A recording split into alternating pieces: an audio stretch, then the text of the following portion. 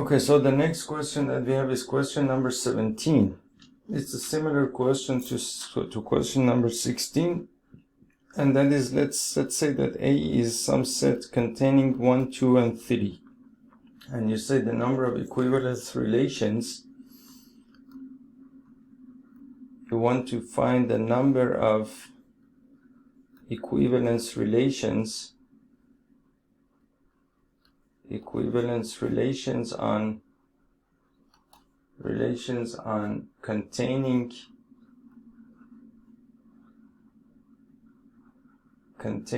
basically, write this properly, the number of equivalence relations containing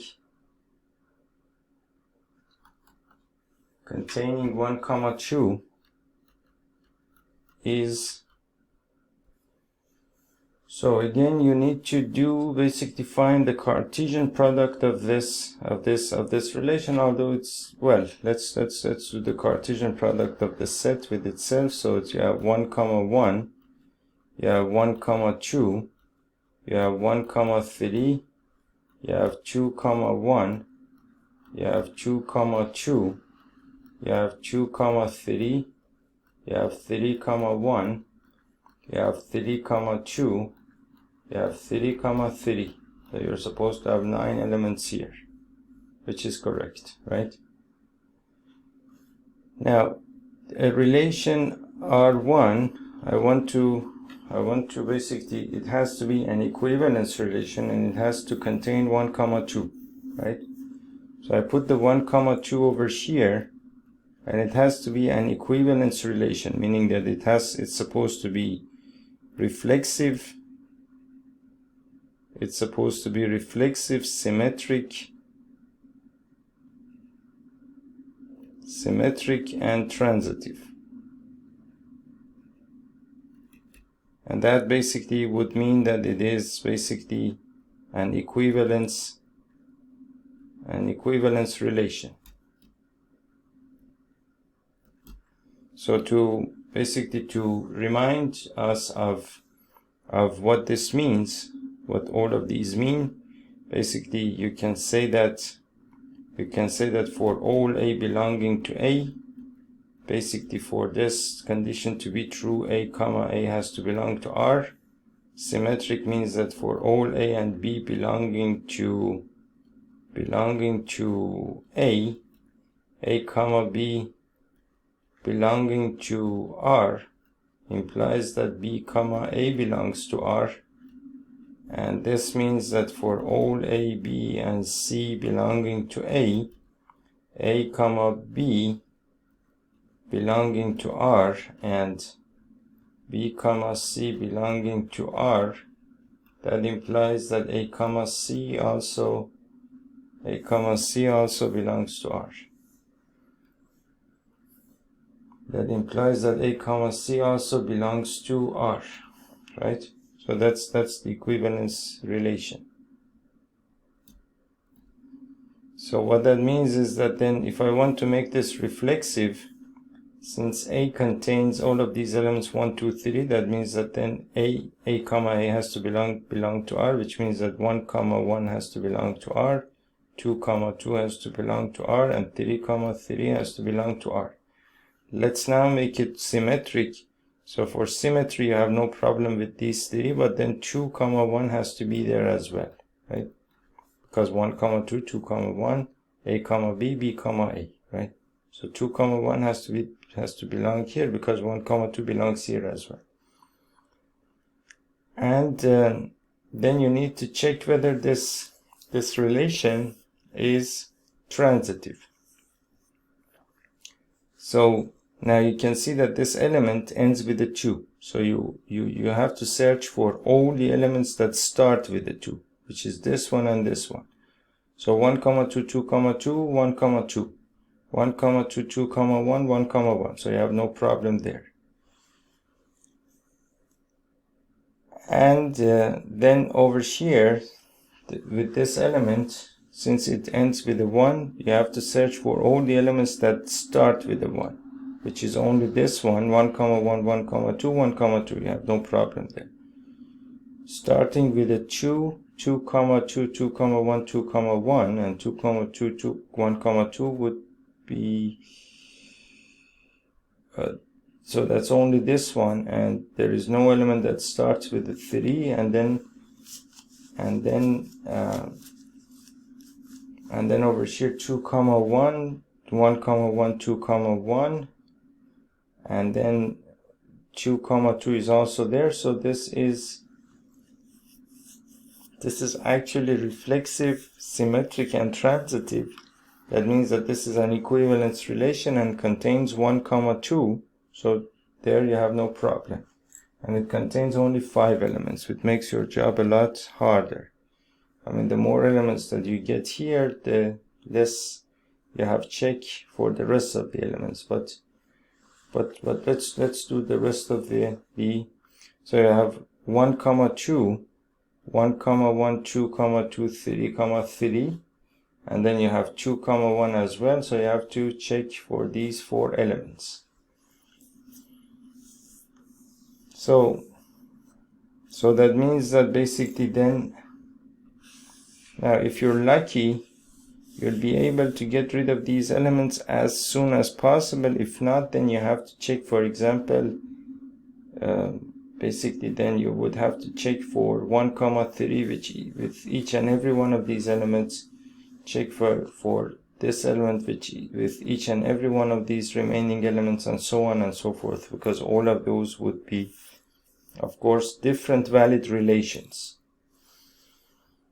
So now I will start with this element over here. I call this R2 and call it basically 1 comma 2 and 1 comma 1 and 2 comma 2 and 3 comma 3 and 2 comma 1, and then I will add this element here, which is 1 comma 3.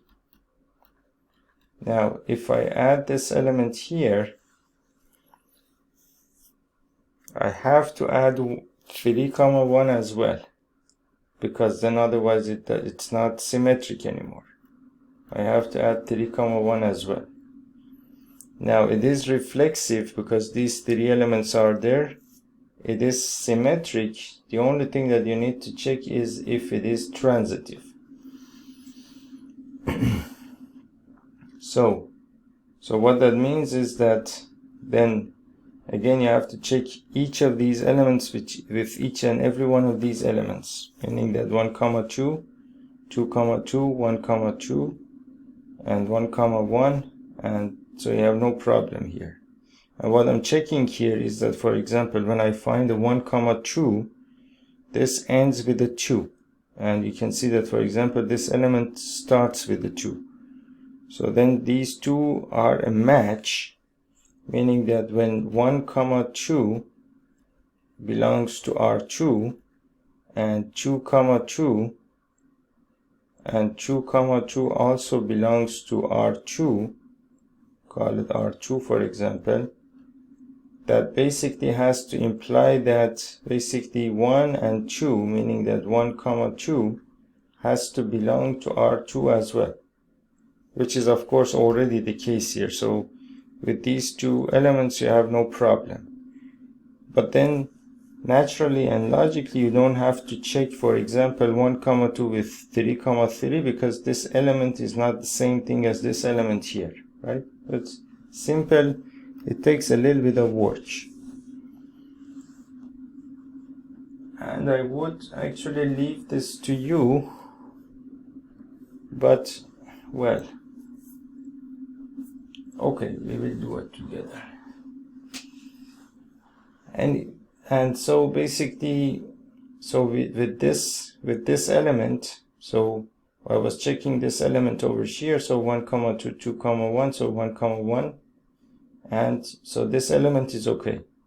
So then what you need to do is that then you need to move on to the next element, but then always you need to remember that when you move to this element, you have to check with all of these elements before that element and all of the elements after that element, meaning that you don't leave these out if they are a match basically. So 1 comma 1, 1 comma 2 is 1 comma 2 is already okay, and 1 comma 3 is already okay, so we have no problem with this element. And then over here we have 2 comma 2 and 2 comma 1, that's okay, so we have no problem with this one. 3 comma 3, 3 comma 1 is okay. 2 comma 1 with this one, 2 comma 2 is okay. 2 comma 1, 1 comma 2 is 2 comma 2 is okay, and 2 comma 1 is okay, and 2 comma 3 is not okay. You can see that basically between this element and this element, 2 comma 1, 1 comma 3, 2 comma 3 has to belong to this relation as well, so that it's transitive. And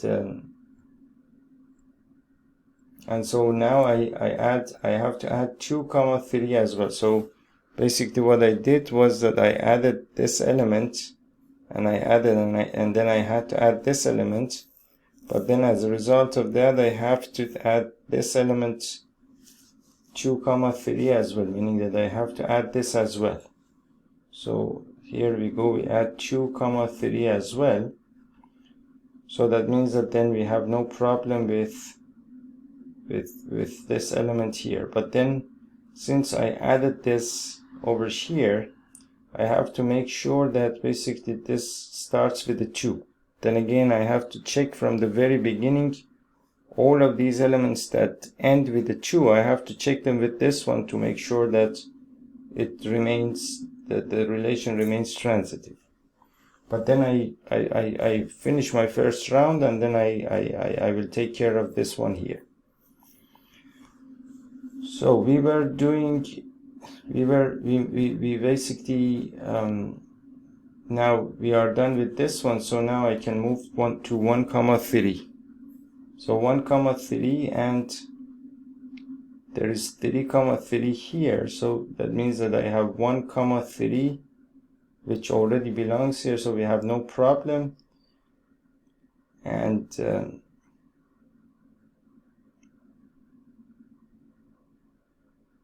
so 1 comma 1 is also there, so we have no problem. So this element is also taken care of. And 3 comma 1, so 3 comma 2 is,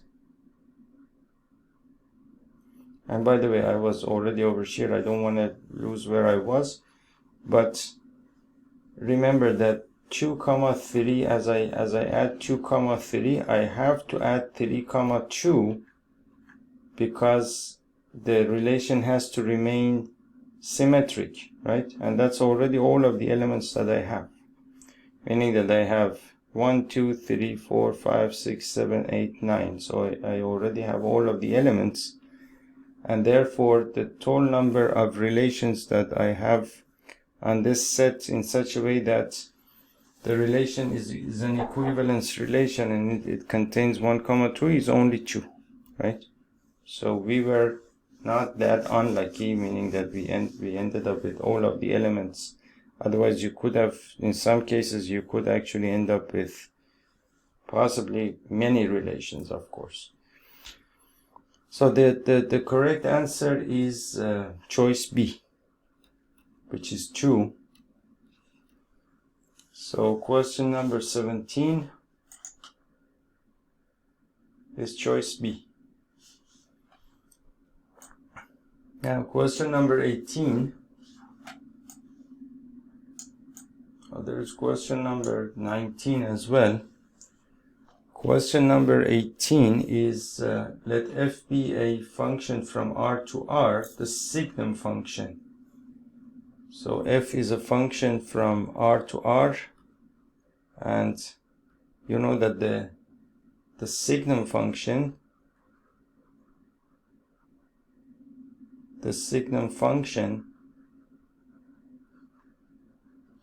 and you know that the signum function, this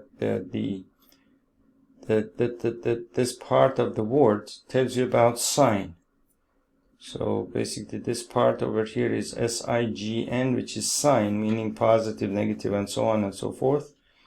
So that's a good way to remember this function. And this function is basically the value of the function is 0 at 0. The value of the function for all of the positive x's belonging to R is basically positive 1, and over here you have negative 1. So the function becomes something like this: constant function for all the positive x's, constant function for all the negative x's. That means that then you can say that, I mean, whatever you give to this function, if your input is 0, your output is 0. If your input is negative, your output becomes, whatever that might be, your output becomes negative 1. If your input is a positive input belonging to the set of real numbers, your output becomes positive 1 in any case. So that's basically how this works. This is the signum function. So, and basically this is y is equal to negative 1, and this is y is equal to 1, right? Now, so then based on this you can say that f of x is equal to basically positive 1 for x is greater than 0. It's equal to 0 for x is equal to 0, and it's equal to negative 1 for x less than 0. That's basically the definition of your function. So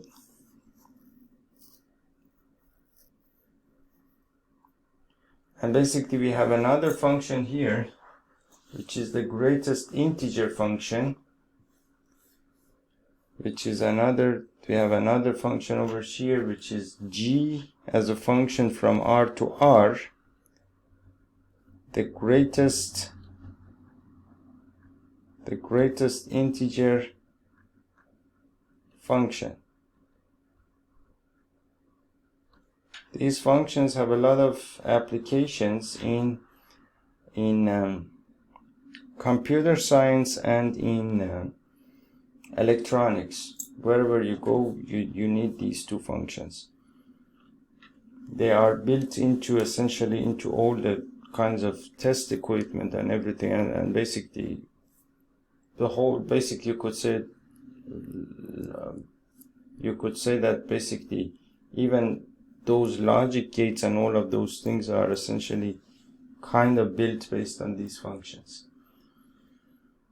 So the greatest integer function is given by g of x is equal to, and the greatest integer function is denoted by this notation, where this notation is the greatest integer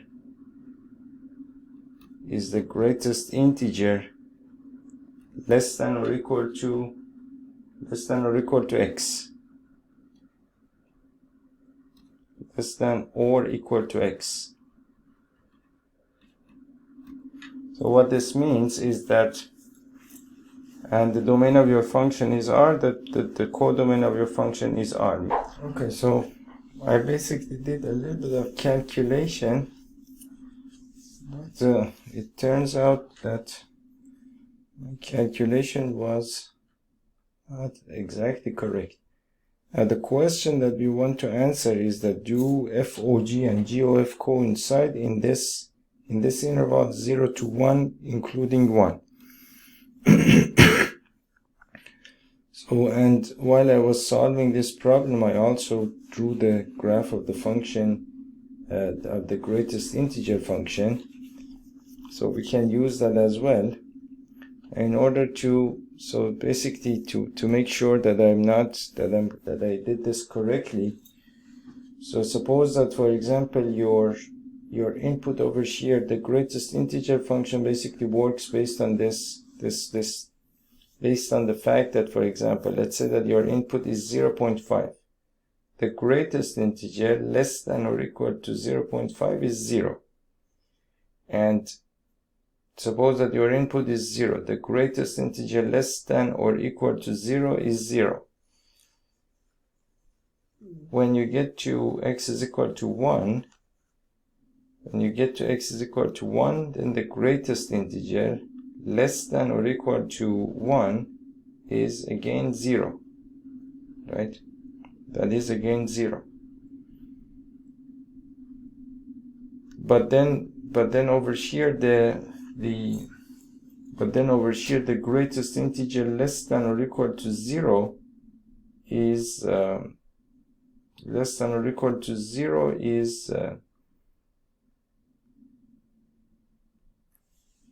the greatest integer less than or equal to 0.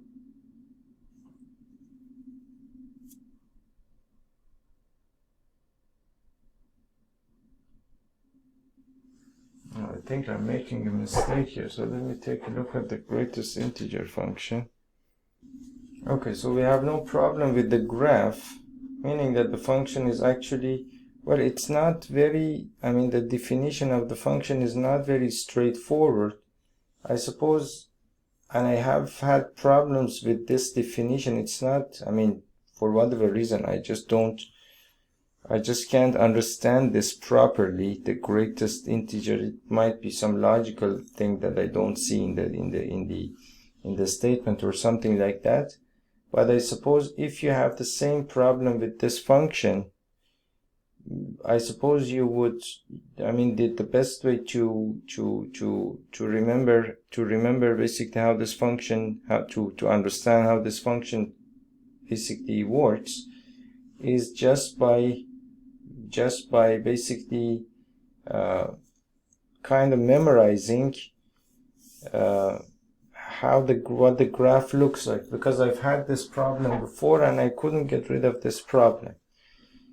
Now you can see that in this graph, basically one of these little parts related to the graph is basically goes from 0 to 1. You have a filled circle at 0, you have a hollow circle at 1, and then the next part goes above that and above that and above that. It's just like a step function, where basically you have on the right you have these hollow circles, on the left you have these filled circles, and that's basically how this function works. Now more than that, I don't want to create confusion or anything.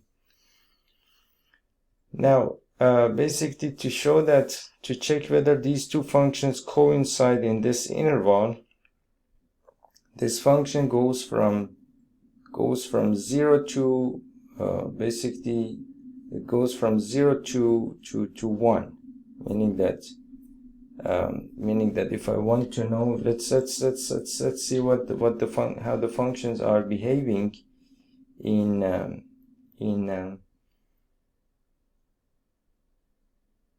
now first let's take a look at the two functions, and then we will know what to do with the two functions. Now basically FOG of x is the same thing as f of g of x, right? F of g of x. Now f of g of x is basically a function that g of x is basically this function over here, and it's actually the output of this function at x is equal to 1 is 2, and the output of the and at this point the function is not continuous. So I'm going to just break this down into 0 to 1, and basically what we can do basically to make this easier, what we will do is that we will, of course, at x is equal to 0 we have no problem, because we don't and we don't have to check, because 0 is not a part of this interval. All that we have to do, we can logically basically say that basically 0, 1 is the same thing as basically and actually it's supposed to be something like this. So I can say that basically this interval 0 to 1 is the same, I did make the same mistake again, is the same thing as basically the interval 0 to 1 union with the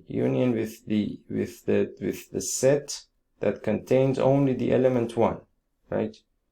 So if I take the union of this set with this interval, then I will have this interval over here. So to make things easier, I will consider basically first this interval over here, and then we will, if it's necessary, then we will consider basically x at exactly at x is equal to 1 as well.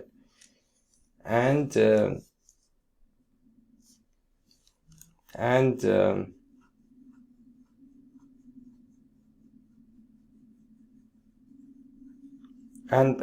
one thing that you need to take into consideration is that when you say that if these two functions coincide in this interval, that means that they have to coincide all throughout the whole interval.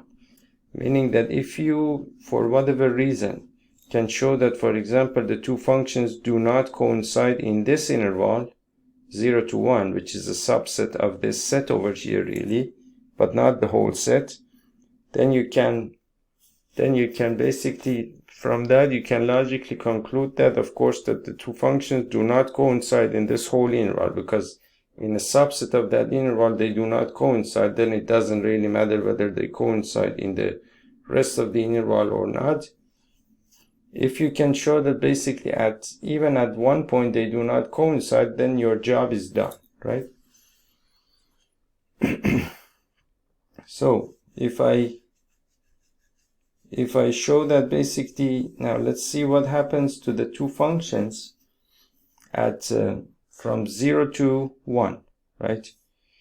Now, so let's first consider the function f of g of x, and g of x is basically this function over here, and this function over here from 0 to 1, the output of the function is equal to 1, right?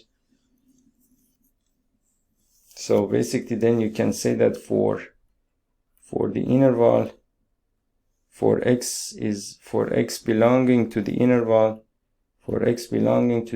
0, 1, then g of x is equal to 0, right? At x is equal to 0, you have x is equal to 0, and then all the way up to x is equal to 1, and then of course 1 and 0 are not important, but all throughout this interval the output of the function is at 0, which means that g of x is equal to 0, and therefore you can say that f of g of x is equal to f of 0, which is equal to 0, right? Because f of x is equal to 0 for x is equal to 0. If I give the input 0 over here, my output becomes 0, which means that the output of basically FOG for this interval becomes 0. Now for basically the function, this was the function basically FOG. Now GOF of x, as you know, is equal to g of f of x. That is equal to g of f of x. Now again, for x belonging to the same interval 0, 1, then basically f of x is equal to what? Is equal to basically 0, 1. The output of the function is 1, right? The output of the function, as you can see, is 1 over here. So f of x is equal to 1, which means that basically all throughout this interval, the output of that function, of this function, is 1. And therefore g of f of x is equal to g of 1 is equal to, and g of 1 is equal to 1, right? G of 1 is equal to 1. So that means that basically means that for x's belonging to the interval 0 to 1, basically f of FOG is equal to FOG is equal to, this is FOG, is equal to 0, and GOF, which is this function over here, GOF is equal to 1. And therefore, FOG and GOF do not coincide in 0 to 1. And therefore, FOG and GOF do not coincide in 0 to 1, including 1. Annoying question, but important. Okay. That was question number 18. That was question number 18. Now the next question is question number 19. The number of binary operations on the set A and B. This is again one of those questions that, as far as I can remember, contains permutation, I suppose. So you want to know the number of binary operations, the number of binary operations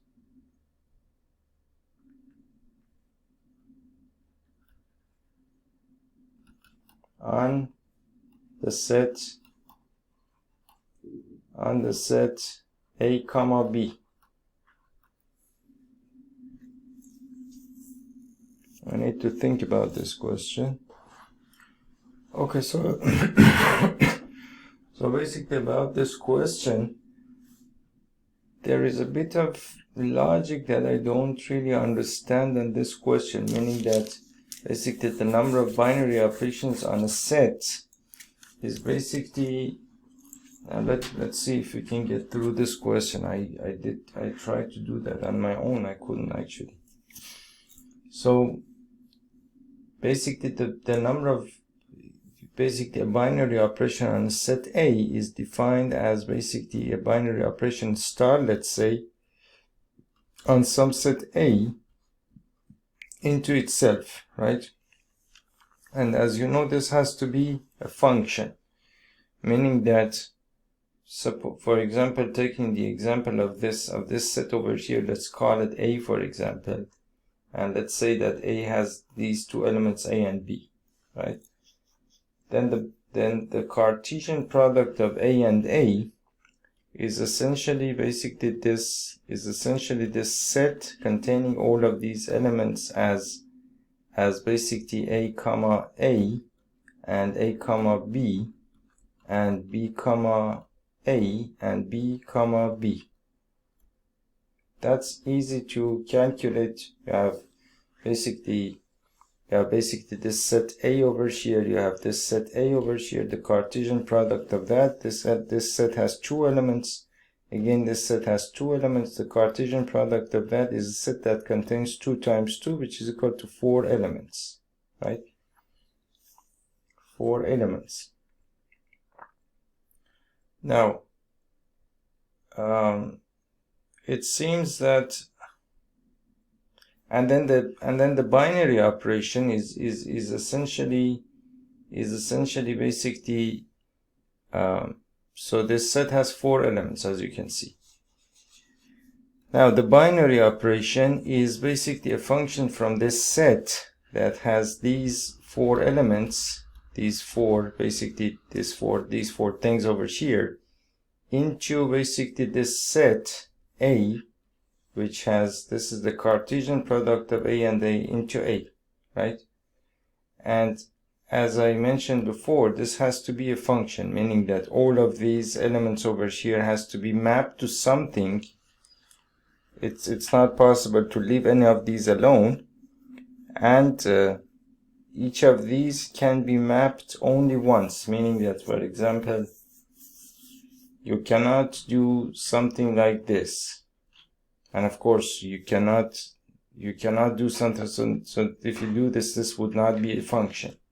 And of course, when you do this, then there is no other possibility for you, meaning that you have only choice over here, meaning that you cannot do something like this, meaning that going from the same element to the same element twice would make no sense, meaning that from each of these elements you can go at most to one of these elements at a time, and moreover each of these elements has to be mapped to something, right? Now it seems that based on the solution, what I can see, the answer is 2 raised to the power 4, meaning that each of these, basically for each of these cases, meaning that for example you want to go from, basically there is 2 possibilities for this element at a time, of course, not simultaneously.